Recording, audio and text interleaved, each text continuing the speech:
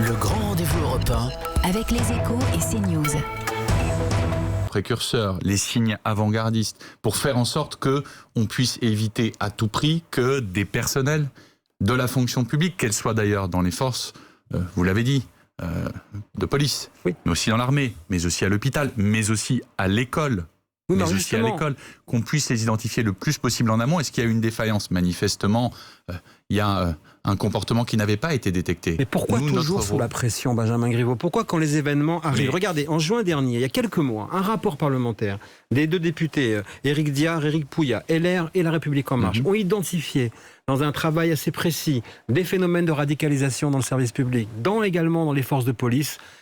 Il y a que les journalistes qui l'ont lu? Non, des recommandations avaient été faites. Je rappelle aussi que lorsque nous avons voté la loi sur la sécurité, l'immigration et la lutte contre le terrorisme, dite loi SILT, à la fin de l'année 2017, que l'opposition et les Républicains n'ont pas voté.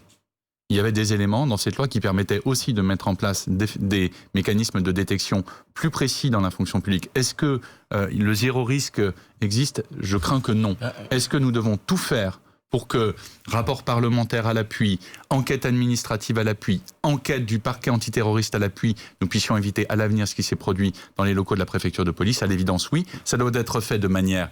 Si le Parlement doit s'en saisir pour modifier la loi, il faut le faire, mais il faut aussi que nous puissions le mettre en œuvre dans nos propres services. Nicolas Barré. Mettons les pieds dans le plat. Vous avez été ministre. Est-ce que le ministre de l'Intérieur, Christophe Castaner, a parlé trop vite dans cette histoire? Mais il a parlé avec les éléments dont il disposait à ce moment-là. Oui, mais enfin, et vous savez, moi, je veux bien qu'on fasse... Est-ce qu'il n'a pas commis une faute? Je vous le dis. Si on fait le procès permanent de la parole, vous n'aurez désormais plus que le silence des politiques. Et donc moi j'appelle à un peu de sens des responsabilités, notamment dans ces moments-là. Pardon, le questionnement n'est pas le procès, Benjamin Griveaux. On a cette exigence, mais on a des injonctions contradictoires permanentes, c'est-à-dire qu'on est sous la pression des médias, et vous y participez. Et des chaînes d'infos en continu qui vous disent chaque minute, vous tendent un micro et vous demandent une réponse dans l'immédiat. Et en même temps, on doit...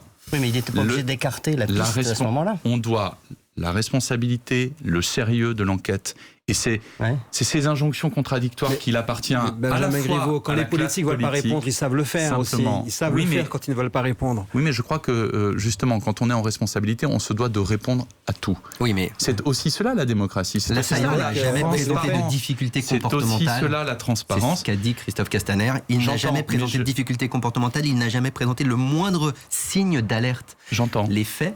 C'était les éléments dont il disposait au moment où il l'a dit, et moi je ne suis pas là pour faire le procès de Christophe Castaner. Je vous le dis, je suis là pour faire en sorte que demain, les mécanismes de détection, de prévention et le repérage permettent d'éviter ce carnage. Voilà, c'est ça la responsabilité du politique doit poser les questions. Le grand rendez-vous européen avec les Échos et CNews.